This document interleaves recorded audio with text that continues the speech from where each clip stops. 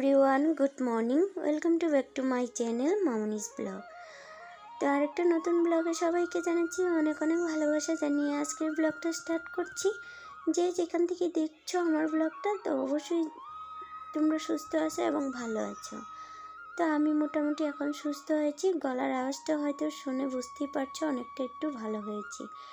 তো আজকের সকালটা এই যে আমি আজকে বাবুকে দিয়ে আজকের সকালটা স্টার্ট করলাম। তো অনেক আগেই উঠেছি, কি যেহেতু ওর পাপা যেহেতু বাইরে কাজে যাচ্ছে, মানে অনেকটা দূরে। কারা কারা ভুটান এরিয়া চিনো, তো জয়ঘাতে ও কাজ করছে, তো খুব সকালেই বাড়ির থেকে বেরিয়ে যেতে হয়। তো যেহেতু আজকে শরীরটা একটু ভালো ছিল, তাই ওকে সকালের জলখাবারটা বানিয়ে দিয়েছিলাম। আর বানিয়ে দেওয়ার মানে যখন ও যাবে তখন আর কি হালকা পাতলা আর কি ঘরগুলো একটু গুছিয়ে নিচ্ছে, মানে তাড়াহুড়ো করে যতটা আর কি হালকার মধ্যে আর কি পরিষ্কার, মানে বিছনা উঠানো বা ঘরটা ঝাড়ু দেওয়া, এই কাজগুলো একটু সেরে নিয়ে ওকে আর কি টিফিনটা বানিয়ে দিলাম।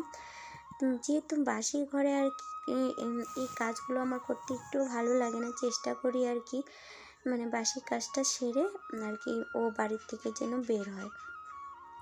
সেই মধ্যে আর কি সকালবেলা উঠে ওই যে আগে একটু ঘর দরগুলো কোনো রকম একটু ঝাড় দিয়ে তারপরে ওকে আর একটু লুচি করে দিয়েছি। ও বলছে যে একটু লুচি খাবে, আর ডিমের ভুজিয়া করে দিয়েছিলাম। ওই যে খেতেই পারে না, তবুও আর কি বানিয়ে দিলাম।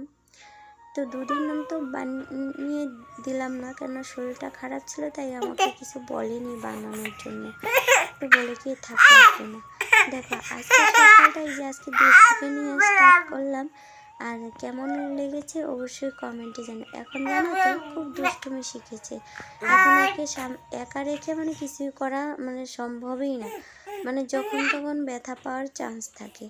এই যে এরকম করছে, কখন যে জানালাটায় লাগবে, বিছনার ইসেটাতে লাগবে, ওর তো ভাবনায় ধারণাই নেই যে এটাতে ব্যথা পাবে।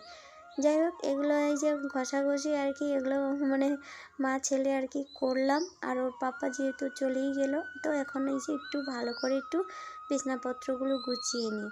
আগে তো ভালো করে গুছাতে পারিনি, এখন একটু করে নিই। আর ওইদিকে রান্নাঘরের কাজগুলো আমি মোটামুটি করেই এসেছি।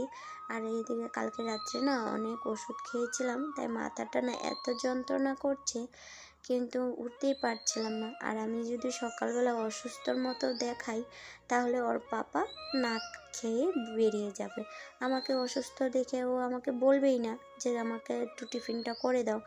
আর যদি একটু ভালো দেখাই তাহলে আমাকে বলবে, আর করলেও বকা দিবে না। আর না হলে তো আমাকে বকা দিবে যে শরীর খারাপ থাক লাগবে না।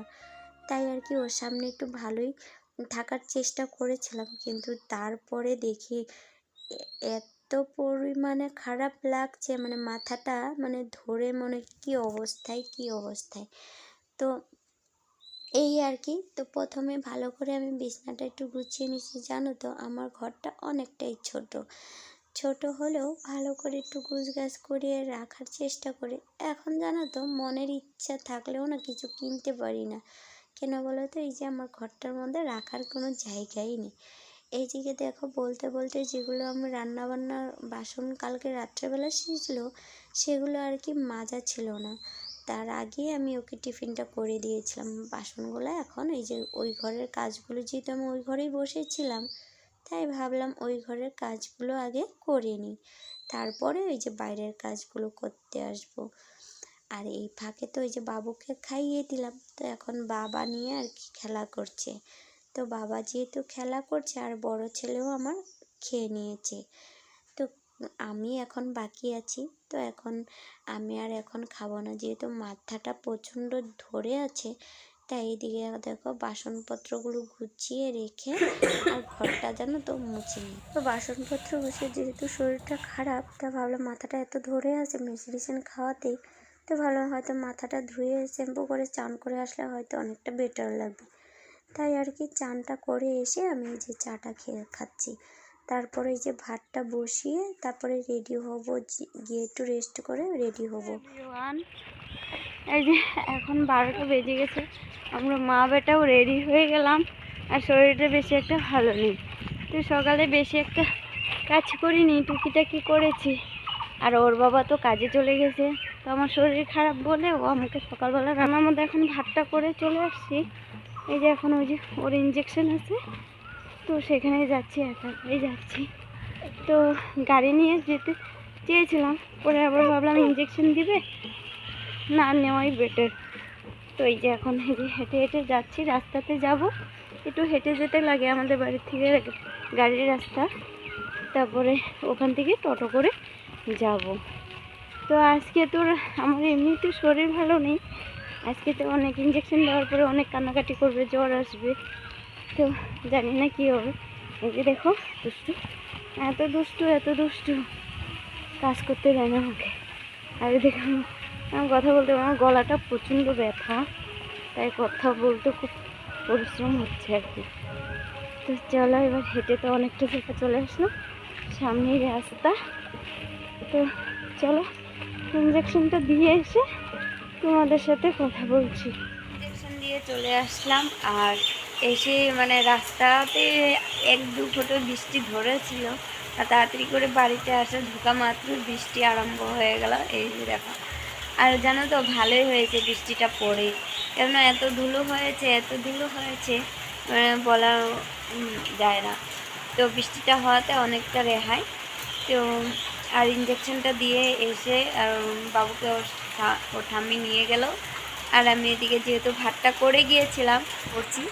আর তোমাদের সাথে রান্নাটা শেয়ার করতে পারবো না, কারেন্ট নেই, তো অন্ধকার, তো ভালো করে আসবে না ক্যামেরাতে, তাই তোমাদের সাথে আর শেয়ার করলাম না। আর জামা কাপড় একদম কাচি নিয়ে আজকে, জানো তো একটু পরে কাচবো, কেচে তো দিতে হবে, না হলে জমা হয়ে যাবে প্রতিদিন। এমনিতে 1 বালতি জামা কাপড় হয়, তো এখন যদি আবার কেচে না দিই, বিকাল হলেও কেচে দিব, কেচে একদম বারান্দাতে মেলে দিব। এখন জানো তো ওষুধ খেতে পারি না, ওষুধ খেলে এত পরিমাণে মাথা ধরে, আর আমার শরীরে এত মেডিসিন ইনজেকশন দিয়েছে, তার জন্য এখন অল্প মেডিসিন খেলে মানে মাথাটা একদম ধরে যায়। যেহেতু কেন বলছি এত ইনজেকশন বা এত মেডিসিন খেয়েছি, ওই যে বাবু ডেলিভারি হওয়ার সময় যেহেতু আমার সি সেকশনটা আমার ইনফেকশন হয়ে গেছিলো, তো সেটা শুকানোর জন্য অনেক মেডিসিন, অনেক ইনজেকশন, মানে আমার হাত পর্যন্ত গিয়েছিলো। মানে আমি টোটালি 26 দিনের মতো হসপিটালে ছিলাম। তো যাই হোক, বেশি দিন তো আর হয়নি, মাত্র হয়েছে আর 7 মাস কমপ্লিট হয়ে 8 মাসে পড়লো। তো এত শরীরে ধকল গিয়েছে, তো এখন অল্প মেডিসিন খেলে মাথাটা যেন কেমন করে।